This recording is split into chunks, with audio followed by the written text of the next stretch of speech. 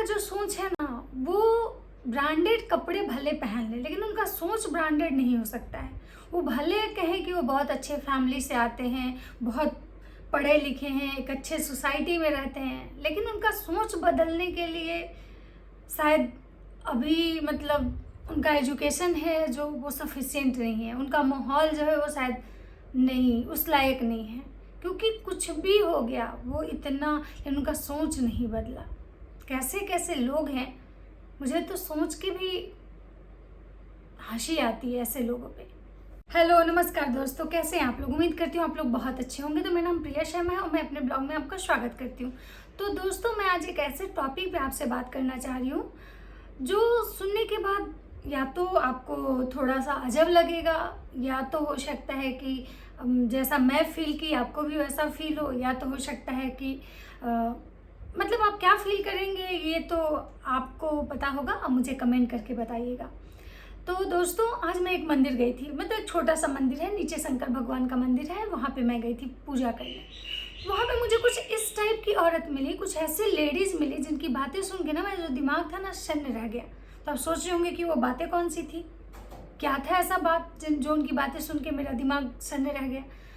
तो दोस्तों, वहाँ जो भी लेडीज़ थी जिनकी बातें सुन के मेरा दिमाग सन्न रह गया, वो अच्छी खासी पढ़ी लिखी लग रही थी, अच्छे ढंग के कपड़े पहने हुई थी। तो इससे लग रहा था कि हाँ, वो एक अच्छे फैमिली से आई हैं और एक अच्छी सोसाइटी में रहती हैं, तो स्वाभाविक सी बात है कि अच्छी फैमिली से होंगी।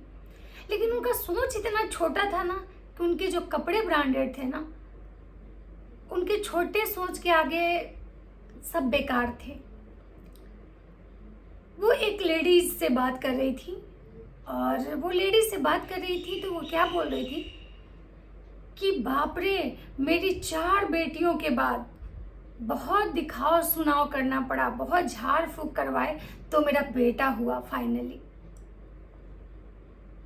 तो दोस्तों, लोग कहते हैं कि बेटियां सौभाग्य से पैदा होती हैं, तो आप क्या कह सकते हैं कि बेटा झाड़ फूक और मनता दंता से पैदा होता है? भाई साहब, हम गजब के समाज में रहते हैं। इसीलिए शायद बेटियों से ज़्यादा हमारे समाज में बेटों की वैल्यू है। लोग हमारे समाज में बेटियों से ज़्यादा अपना प्यार बेटों पे लुटाते हैं। क्यों पता है आपको?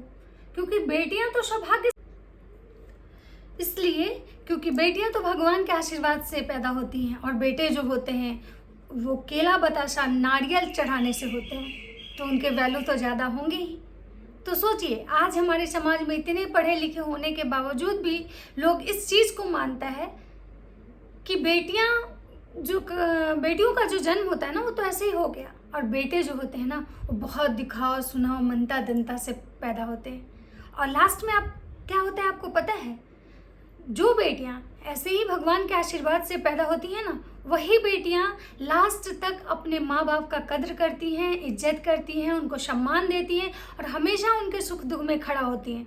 और जो बेटे केला और बतासा चढ़ाने से और नारियल फोड़ने से, लड्डू चढ़ाने से जो पैदा होते हैं ना, वही बेटे एक दिन लड्डू बन के रह जाते हैं, और उनके माँ बाप अपना जितना भी प्यार लुटाते हैं, जो भी पैसा उनके पढ़ाई लिखाई पे खर्च करते हैं, वो पढ़ लिख जाते हैं, कहीं जाके जॉब करने लगते हैं, अपने फैमिली बीवी बच्चों के साथ सेट हो जाते हैं, और अपने बूढ़े बुजुर्ग माँ बाप को घर में मरने के लिए छोड़ देते हैं।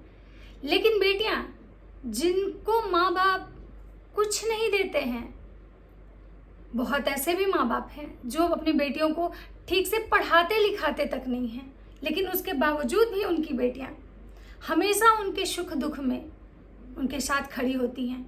अगर माँ बाप थोड़े भी कष्ट में हो ना, तो बेटे को दर्द हो या ना हो, पर बेटियों को बहुत ज़्यादा दर्द होता है। वो अपने ससुराल से भाग के भी आ जाएंगे अपने माँ बाप का सेवा करने, लेकिन बेटा, और हम उसी समाज में रहते हैं। तो इसलिए मुझे हर वो लोग से कहना है, हर वो पेरेंट्स से कहना है कि अपने बेटे बेटियों में भेदभाव मत कीजिए। खैर, पहले से तो अभी हम लोग के समाज में बहुत सारे चेंज आए हैं, बहुत सारे ऐसे अंतर आए हैं जहाँ बेटा बेटियों में ज़्यादा अंतर नहीं है।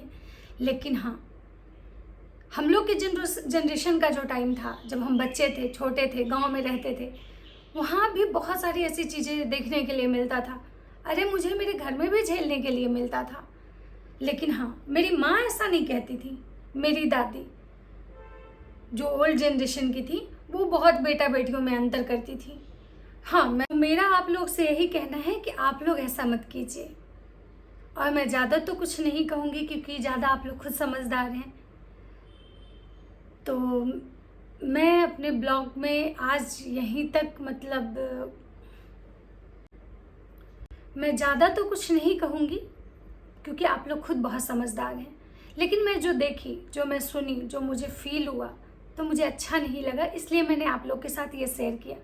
तो दोस्तों, आप मुझे कमेंट करके बताइएगा कि ये सुन के जो वो लेडीज़ बात कर रही थी आपको कैसा लगा, क्योंकि आप लोग भी समाज में रहते हैं। तो या फिर मैं अगर जो सोच रही हूँ गलत सोच रही हूँ, सही सोच रही हूँ, मुझे कमेंट करके ज़रूर बताइएगा।